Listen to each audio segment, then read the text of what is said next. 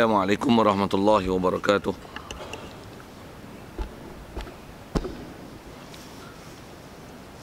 Alhamdulillahi rabbil alamin. Wassalatu wassalamu ala asyrafil anbiya'i wal mursalin wa ala alihi wa sahbihi ajma'in. Subhanaka la ilma lana illa ma 'allamtana innaka antal alimul hakim. La haula wa la quwwata illa billahil aliyyil azim. Rabbi shrah li sadri ويسر لي أمري واحلل عقدة من لساني يفقهوا قولي اللهم افتح علينا بفتوح العارفين بك اللهم اجعلنا من الذين يستمعون القول فيتبعون أحسنه اللهم علمنا بما جهلنا وانفعنا بما علمتنا وزدنا علما نافعا يا رب العالمين. قال الشيخ المصنف رحمه الله تعالى ونفعنا به وبعلومه في الدارين آمين. Kita di muka surat 12 kalau yang kitab Jawinya kata musannaf ketiganya baqa, sifat salbiyah. Situ maksudnya kita artinya kekal selama-lama ada Allah, bermakna tidak putus dan tidak berpenghabisan adanya, dan mustahil lawannya iaitu binasa. Ada sekalian, pertama sekali syukur terima kasih kita ke Allah Ta'ala. Syukur kita nikmat hidup masih Allah Ta'ala beri pagi ni. Dengan itulah dia ajar pada kita mengucapkan puji dan syukur pada Allah Ta'ala dengan Alhamdulillahillazi ahyana ba'dama amatana wa ilaihin nusyur. Segala puji bagi Allah Ta'ala yang dialah yang telah menghidupkan kita setelah dimatikan kita sementara dengan ditidurkan kita, dan kita mengiktiraf wa ilaihin nusyur. Kepada dia sajalah tempat kita semua akan dipulang dan dikembalikan. Syukur juga Allah Ta'ala jadikan kita dalam keadaan Islam. Mak ayah kita Islam, maka sabitlah Islam kita. Dan juga syukur kita Allah Ta'ala jadikan kita boleh ke masjid, ke surau. Dengan itu boleh ke majlis-majlis ilmu. Dengan ilmu, dengan itu dapat membenarkan, mengiyakan, menerima dan mengiktiraf semua ajaran Nabi kita Muhammad sallallahu alaihi wasallam, yang kita tak tolak, tak bangkang, apatah lagi nak memperolok, mempersendakan ajaran-ajarannya. Syukur banyak-banyak Allah Ta'ala jadikan kita dalam keadaan hidup Islam, iman itu juga boleh taat patuh perintah dia, tinggalkan larangannya, yang dikatakan takwa. Syukur juga kesihatan, kelapangan masa Allah Ta'ala masih beri, juga diberikan kita keupayaan taufik hidayat. Dengan itu boleh hadir solat subuh berjemaah di masjid ini, dan insya-Allah kita memanfaatkan pertemuan kita pagi ini meneruskan bacaan kitab daripada kitab Bati Faridah, insya-Allah. Dan kita dalam masjid ini main iktikaf bersama. Lepas niatnya saja aku iktikaf dalam masjid ini kerana Allah Ta'ala. Dengan hadirkan niat itu barulah sah iktikaf kita, dan insya-Allah sepanjang keberadaan kita dalam masjid ini Allah Ta'ala akan hitungkan sebagai sebahagian daripada amal soleh kita. Amin. Kata musannaf yang ketiganya baqa, sifat salbiyah. Sekalian apa yang kita nak sambung adalah kalau dengan tertibnya wujud kidam baqa. Ini sifat ketiga lah yang dibahas daripada sifat 20 ni, yang sepatutnya memang setiap orang yang kalau diwaras dan faham dalam bab ketuhanan, setelah mengiktiraf adanya Allah Ta'ala dan setelah mengiktiraf bahawasanya mestilah kewujudan dia adalah kewujudan yang sedia, yang bukan didahului oleh tiada, tentulah sepatutnya kalau kita tak sabitkan tengok Quran sekalipun, memang sifat yang sabit pada Allah Ta'ala adalah baqa. Kalau ke Quran dulu sebut baqa, ada ke fokus tentang sifat baqa pada Allah Ta'ala? Semestinya ada. Ayat Quran yang sering disebut menunjukkan kekalnya Allah Ta'ala dan tak mungkin binasa pada dia adalah ada ayat huwal awwalu wal akhir, antaranya dialah Tuhan yang awal dan akhir. Awal tu adalah mengisyaratkan kidam, dan akhir itu adalah mengisyaratkan baqa. Akhir dengan mana laisa ba'dahu syai', tak ada selepas dia sesuatu. Kerana Allah kalau kata dia musnahkan seluruh alam yang kekal, dia selain pada itu akan binasa. Jadi takkan ada sesiapa selepas dia. Laisa ba'dahu syai', takkan ada selepas dia satu. Pasal siapa yang akan ada selepas dia? siapa yang akan ada selepas dia.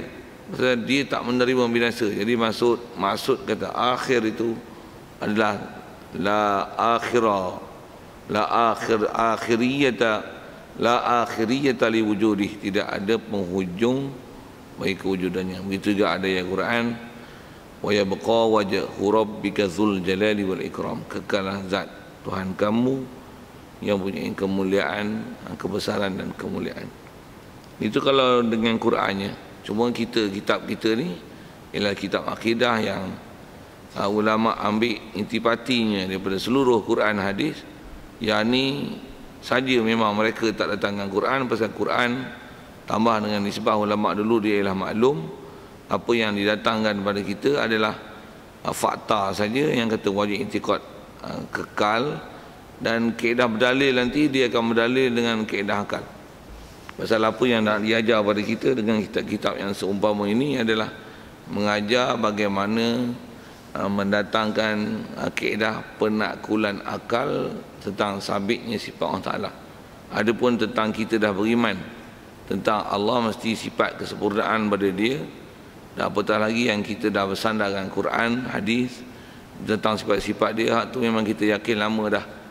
Cuma kadang-kadang keyakinan kita tu tak dilapik dengan dalil, dan dalil itu ialah kaedah penakkulan akal. Apatah lagi dalam konsep kita jumpa orang kafir nak cerita Islam kat dia supaya masuk akal dia tentang sifat ketuhanan yang kita nak cerita. Dengan itu dia akan mengiktiraf ke Allah Ta'ala. Tak dapat tidak, kita takkan nak cerita ayat Quran, nak cerita hadis. Mesti kita nak cerita ke dia supaya dia boleh menerima prinsip ketuhanan itu adalah datangkan kaedah dalil dengan penakkulan akal. Satu dia ajar hukum akal pada kita. Baik. Jadi ayat Qurannya dah disebut tentang sifat baqa', jadi memang baqa' ada dalam Quran. Jadi kalau kita bahas ni tak sebut Quran pun tak apalah. Jadi kalau kita datangkan kaedah berfikir untuk mensabitkan baqa' pun maksudnya tak masalah, pasal bab akidahnya memang Quran dah ada. Lepas tu cari akal je untuk istilahnya support ayat Quran yang memang telah kita iktikad bahawasanya Quran benar, sabda Nabi adalah benar.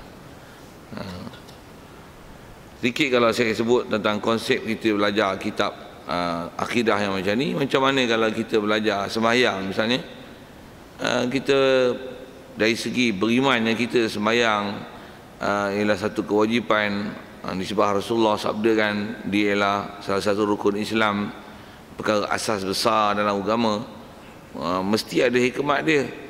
Dalam syarak tak ada cerita pun apa hikmat sujud, rokok, i'tidal dan sebagainya. Lepas tu kita buat satu kajian analisis, guna kajian macam-macam lah, kaedah moden, alat dan sebagainya, buktikan, proof kan bahawasanya memang sepatutnya sembahyang, dan sembahyang ni benda baik. Soal, okey tak? Okey. Siapa kata tak okey tu KO lah tu. Bahasa mudah gitu. Satu, kita belajar akidah ni, Quran dah ada, hadis dah ada, kita pun beriman lama dah. Allah Ta'ala mesti kekal Quran pun ada. Cuma kita belajar ni bagaimana nak penakkulan akal. Satu, datang kitab tauhid kepada kita ni yang ulama ajar dengan penakkulan akal. Kalau kata main akal je ni, bukan main akal je. Dan Quran dah ada, dah lama beriman dah. Cuma macam mana nak datangkan penakkulan akal, itu je lah. Jadi apa yang didatangkan dalam sifat 20 ni adalah orang kata ambil intipati daripada Al-Quran hadis dengan mengajar gunakan akal berfikir untuk menunjukkan sabitnya sifat-sifat, khususnya dengan angka 20 ni, ke Allah Ta'ala dengan uslub berfikir. Itu saja, that's all. Bukan nak reka benda baru, tapi apa yang dah ada dalam Quran adalah hadis, cuma datangkan dalam uslub berfikir. Selesai. Macam mana kita belajar misalnya babi haram, tu pergi belajar macam mana nak menunjukkan haramnya babi. Apa hikmat dia, kenapa babi itu haram, perangai dia macam ni, makan dia macam ni, dia punya digestion dia 2 jam makan berak kan.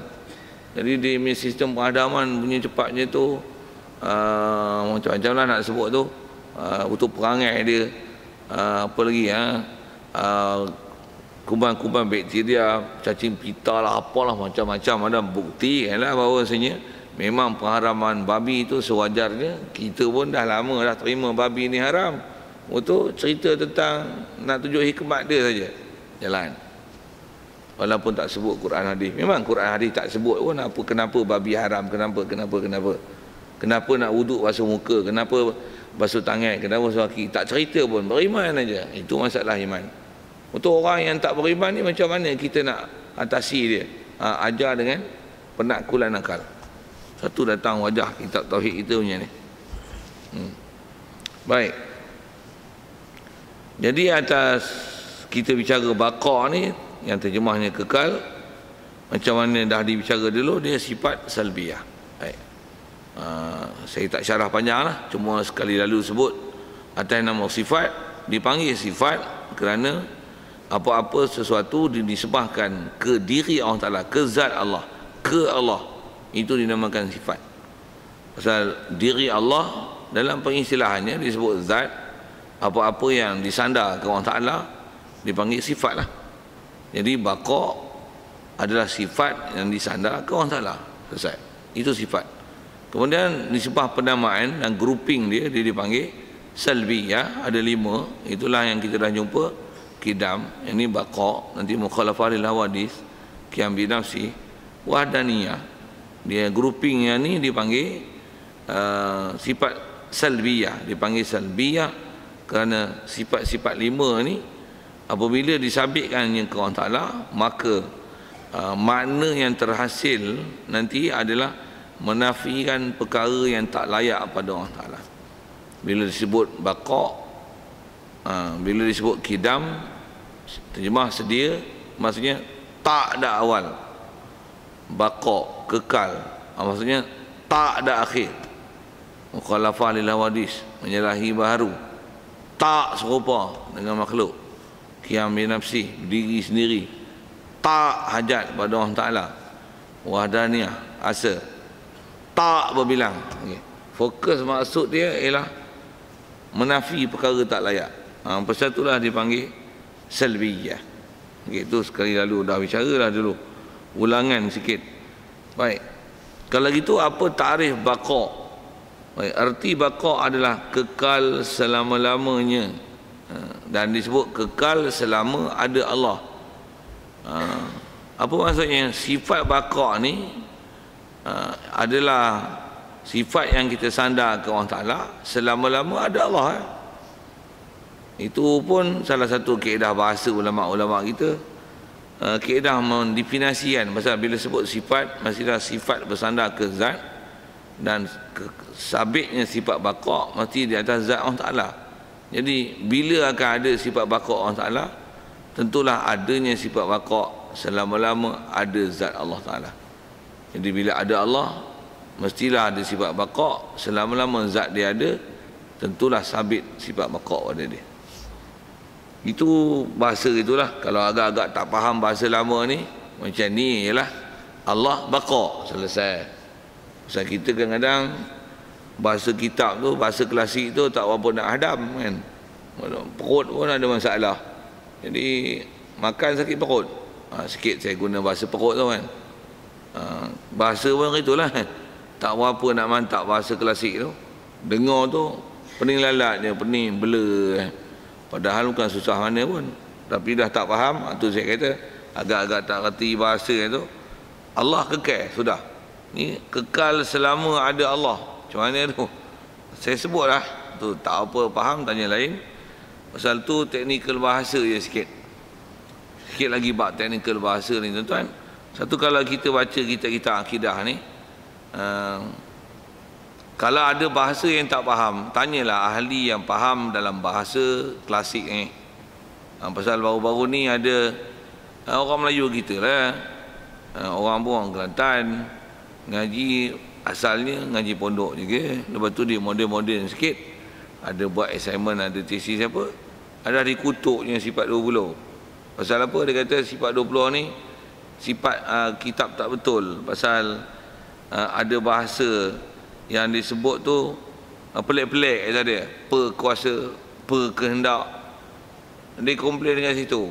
Jadi dia bukan komplain masalah akidah yang dia ajar tu tak betul. Pasal memang yang dia ajar tu betul, tapi dia komplain masalah bahasa. Kalau kritik masalah bahasa, silap kan? Pasal ulama kita karang kitab, dia susun bahasa mengikut bahasa zaman dia, tempat dia, ketika masa dia tulis tu. Jadi kita zaman ni tak pakai bahasa tu, takkan nak komplain bahasa tu. Jadi compilekanlah bahasa tu. Contoh kot bahasanya, pasal manusia ni kadang ada bila tak setuju, hati perut tu busuk, yang betul pun dia kata salah. Pasal hati busuk sikit gitu, sepak pi apa yang boleh sambil-sambil tu. Baik, jadi makna apa? Kekal Allah Ta'ala ni tidak putus. Maksudnya ada dia tak putus, dan tidak berkesudahan, tak penghabisan. Kenapa nak syarah macam ni? Takut silap faham, itu je. Lagipun kenapa dihurai dengan bahasa macam ni? Memang jawab bagi soalan tu. Kalau kita mengaji hadis tuan-tuan tentang sabdaan Nabi, begitu juga huraian-huraian yang pernah Rasulullah sebut kepada sahabat. Rasulullah bila dia bagi huraian kepada satu, kadang huraian dengan tafsir daripada ayat Quran dan apa-apa permasalahan yang Rasulullah detailkan kepada sahabat. Sahabat bila dengar pendetilan Rasulullah tu tentang apa saja bab yang dia bagi penjelasan, yang dia sampaikan, yang dia tablighkan, sampai ada sahabat kata ini, la'allahu sakit, la'allahu sakit. Apa? Mudah-mudahannya Rasulullah diam. Faham tak bahasa? Apa maksudnya? Rasulullah bagi explanation ni sampai terang sejelas-jelasnya, dah suluh matahari, dah cerah macam matahari, suluh lagi. Tu tabligh dia sama macam tu kan. Rasulullah punya tabligh ni, dia sampai tu bukan sampai melepaskan batuk di tangga. Tu dah terang bersuluh. Tu yang sahabat faham tu, Rasulullah hurai lagi, cerita lagi. Sampai sahabat kata, kalau boleh Rasulullah diam. Pasal apa? Faham lah Rasulullah, clear lah Rasulullah. Tu terang lagi bersuluh Rasulullah, dia hurai. Ni tak, kita faham kekal lah. Tu tak putus lagi, tak berpenghabisan, tak reti lagi, tampak sikit bahasa itu. Satu tuan-tuan, Rasul-Rasul datang. Sikit saya nak sebut tentang Rasul. Dan bila kata ulama warasatul anbiya, mereka mewarisi konsep itu. Konsep apa? Dan walaupun benda tu kadang bahasa tu terang dah bersuluh, suluh lagi. Bukan lampu biasa tuan-tuan, spotlight. Bukan 100 spotlight. 1 watt, 1 lampu 400 watt. Bukan watt, kilowatt. Pergi gitu. Tak faham sudahlah apa benda kilo-kilo. Okey, saya nak tunjuk apa tuan, tu prinsip ulama. Satu, dan kalau kita lihat kenapa tu? Pasal takut tak faham tu. Kalau nisbah Rasulullah, pasal prinsip dia tabligh yang dia memang menyampai. Dia nanti kalau andai kata di akhirat esok dipersoalkan kau sampai tak sampai, pasti dia akan kata sampai. Bahkan setiap apa yang Nabi-Nabi Rasul sampaikan, sampai kalau kita belajar sabdaan Nabi SAW, dia bila saat-saat akhir di umur dia, antaranya khutbah wida' tu, ada disebut Allahumma balagh, Allahumma fahal balaghtu, Allahumma hal balaghtu. Sampai apa yang telah disampaikan, apa yang telah disyarahkan kepada para sahabat, kepada umat pada masa itu, sampai antara munajat dan doa dia kata, ya Allah, adakah penjelasan yang telah aku beri macam ni, adakah macam ni aku dah sampaikan ataupun belum, adakah aku dah sampaikan ataupun belum, sampai macam tu ayat dia kan, nak menunjukkan jelas yang diberi penjelasan itu. Okey. Jadi mudah aja nak ambil faham baqa' tu. Baqa' dengan mana tak berhujung. Baik, bila sabit baqa', tentulah mustahil lawannya. Pasal kita belajar sifat 20 ni atas kaedah pendakkulan akal ni, bila sabit sifat yang mesti, tentu ternafi apa yang di sebalik. Mesti punya. Dah ada mustahil lah tiada. Dah kidam, tentulah mustahil ada, tetapi dengan ada permulaan. Bila dia baqa' kekal, maksudnya mustahil ada dia dengan ada penghabisan. Siap. Jadi dah kata baqa' tentulah mustahil fana. Itu bahasa Arabnya. Itu yang tak sebut dalam Quran tak apa. Dah kata baqa' tentulah mustahil fana, mustahil binasa. Selesai. Baik, masa mudahnya itu tak payah mana bab kekal ni. Dalil baqa'. Dan dalil pun kita sebut dah di awal lagi tadi. Kaedah ulama kita datang dengan kaedah berdalil dalam bab sifat 20 ni adalah datangkan dalil dengan kaedah penaklukan akal. Kaedah dia macam ni, kalau Allah boleh binasa, tentu baharu ia. Ayat tu ayat tajam tu, fakta hukum. Kalau Allah boleh binasa, jadi dia gunakan kaedah berdalil dengan gunakan kalau. Pasal ni ialah salah satu kaedah penaklukan kan.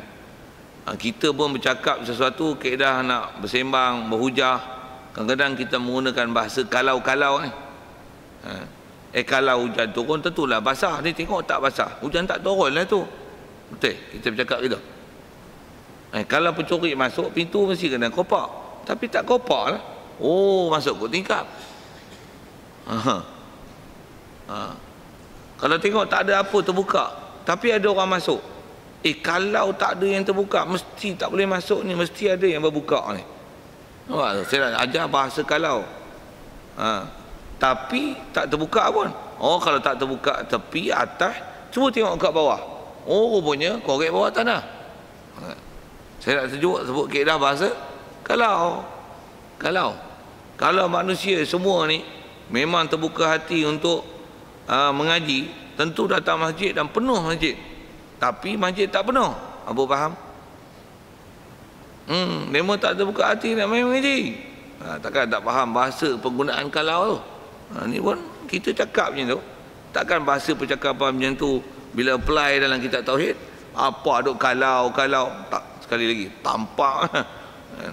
Pasal saja tuan, saya bisa ambil tu.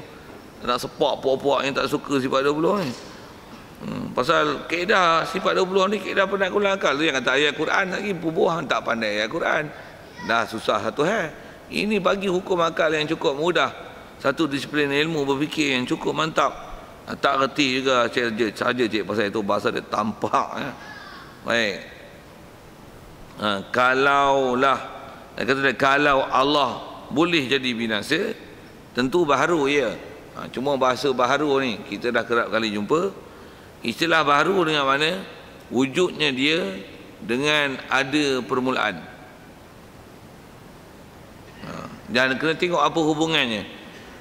Kalau Allah Ta'ala dia binasa, tentulah dia baharu. Cuma baharu tu, bahasa baharu ni rasanya dengan apa kita bicara dulu, saya dah attention dengan kat tuan-tuan supaya ambil perhatian makna baharu. Pasal baharu ni kalau bahasa kitab lama sering dipakai, memang hujah dia sudah besar dalam kaedah penaklukan dan kaedah berfikir. Jadi ambil pengertian dia betul-betul. Jadi apa makna baharu? Sekali lagi kalau sebut baharu dengan mana dia ialah maujudun yang ba'dal adam ataupun maujudun qablahu adamun. Dia ialah perkara ada yang didahului oleh tiada. Maujudun yang qablahu adam, benda ada yang didahului oleh tiada, itu dipanggil baharu. Ataupun bahasanya disebut maujudun ba'dal adam, benda ada yang selepas daripada tiada. Jadi maksudnya didahului oleh tiada, lepas tu baru ada. Itu dipanggil baharu. Bahasa Arabnya dipanggil baharu. Jadi kalau Allah binasa, mesti dia baharu. Allah kalau dia binasa mesti baharu. Tengok apa perkaitan dia. Di mana fakta tu yang kita nak telan. Kalau ada susah, yang tu nak ambil bahasa tu. Pasal ayat dia ayat fakta. Kalau dia binasa, tentu dia baharu. Kenapa pula? Kerana bila dia boleh, kalau dia punya kewujudan, dia ada yang sebelumnya didahului oleh tiada, berarti ada yang mengadakan dia. Jadi kalau dia boleh binasa, tentulah ternafi kidam ada ni. Pasal apa? Munasabahlah dia binasa, tentulah ada yang membinasakan dia, dan boleh jadi binasa pasal dia dulu didahului oleh tiada. Bila didahului oleh tiada, dia ada, tentulah ada yang mengadakan dia. Tentulah yang mengadakan dia boleh membinasakan dia. Mestinya. Satu, bila ternafi baqa, mesti ternafi kidam. Mestinya. Pasal bila dia boleh ada kesudahan, tentulah ada yang membinasakan dia. Bila ada yang membinasakan dia, pastinya dia bermula daripada tiada. Tuan-tuan boleh terima tak boleh terima tu tengok tuan-tuan berakai tak berakai apa tu. Pasal ni hujah akal. Tu yang Quran kita dah beri lama dah. Adakah masuk akal ni? Yang ni yang kalau lawan orang kafir, kita bagi hujah ni tuan-tuan, kalau kapasing kalah. Cuma kapasing mati je lah. Kok kita tak ada nak dakwah dia. Kapasing kalah hujah macam ni. Dia kata, ayo haji banyak pandai cakap. Memang aku pandai cakap, aku ngaji tauhid. Aku ngaji ulama ajar kaedah penaklukan mantapnya. Pun kadang bukan terang mana pun. Wafik tu. Kita je duk sanjung pasal kita tak pernah ngaji kaedah akal. Dia mengaji kaedah akal pasal dia peguam. Peguam tuan-tuan, dia pandai bercakap kaedah akal. Pasal dia nak prove something. Dia tengok benda yang ada. Lepas tu daripada apa yang ada, dia boleh buat penaklukan akal apa yang tak ada. Itulah dalil. Jadi kita macam mana nak dalil bukti Allah Ta'ala kekal, sedangkan Allah kita tak pernah tengok. Kaedah dia mesti penaklukan akal. Satu, peguam dia pandai pasal apa? Pasal apa yang dia tengok, dia boleh prove apa yang tak tengok dengan apa yang ada. Apa yang nampak, dia boleh buktikan apa yang tak nampak. Itu peguam. Itulah peguam. Apa nak sebut? Jadi asal bicaranya tak bakar lah. Jadi kita tak pernah tengok orang salah. Betul, macam mana kita boleh tahu dia bakar? Dah dia berfikir. Kalau dia binasa, tentulah ada yang binasakan dia. Kalau ada yang membinasakan dia, tentulah ada yang mengadakan dia. Itu yang formula dia. Kalau dia binasa, tentulah dia baharu. Cuba bahasa baharu tu saya sebut ni, tuan-tuan kena telan. Tuan-tuan tak boleh telan baharu tu, tuan-tuan tak faham ayat dia, pasal tuan-tuan tak faham apa maksud, padahal dia fakta. Dengan bahasa lain, kalau dia binasa, tentulah ada dia dengan ada permulaan. Itu kalau dengan bahasa yang agak lembut untuk mudah difaham. Tak guna bahasa baru tu. Bahasa baru tu mesti telan apa definisi dia. Baik. Jadi kalau orang Ta'ala dia boleh binasa, tentulah ada dia dengan ada permulaan. Ada dia dengan ada permulaan ni macam mana? Kata dia, dan baharu Allah adalah mustahil. Kita bicara dah itu. Penat cerita bab masalah kidam kalau kita menafikan bakok pada Allah Ta'ala. Pasal akan melazimkan daur dan tasasul. Kalau boleh berlaku daur tasasul pada Allah Ta'ala, tak munasabah. Jadi dah sabit dah dulu kidam, habis-habis menafikan bakok pula. Bila menafikan bakok, maksudnya menafikan kidam. Lepas tu maksudnya mengisbatkan, kita mensabitkan kemungkinan dalam bab Tuhan adanya istilah daur tasasul. Sekali lagi, daur tasasul pelajaran lama, tak ingat, tak ada buku, tak ada catatan, habis. Tak boleh nak faham. Pasal pelajaran tuan-tuan, kita mengaji agama samalah pelajaran akademik. Dia mesti ada kena refer pelajaran lepas. Itu yang tuan-tuan tak ikut kita punya pelajaran satu-satu, tak dapat apa. Macam mana budak-budak tak ikut kelas pelajaran, dia tak dapat apa lah. Tambah pula ikut tapi tak ingat pun tak dapat apa ya. Kita punya disiplin ilmu salah. Baik, macam mana pun saja sikit nak sebut bab tu, pasal dia kena ingat hal belakang, ingat hal lepas. So remind your lesson. Baik, baharu Allah Ta'ala tu mustahil. Pasal Allah Ta'ala bukan baharu, Allah Ta'ala qadim. Jadi baharu tu lawannya qadim. Jadi Allah Ta'ala sedia dengan mana? Memang ada dia, sedia ada, tentu ada. Dia bukan bermula daripada tiada. Baik. Jadi baru orang salah tu mustahil. Tak faham tu patah balik, kelahi balik dulu bab kidam. Kerana tetap sedianya Allah Ta'ala dengan dalil. Jadi kita dah bicara dulu dengan dalil, baik dalil Qurannya, baik dalil akalnya. Sabit Allah Ta'ala memang kidam. Selesai. Baik, di atas kaedahnya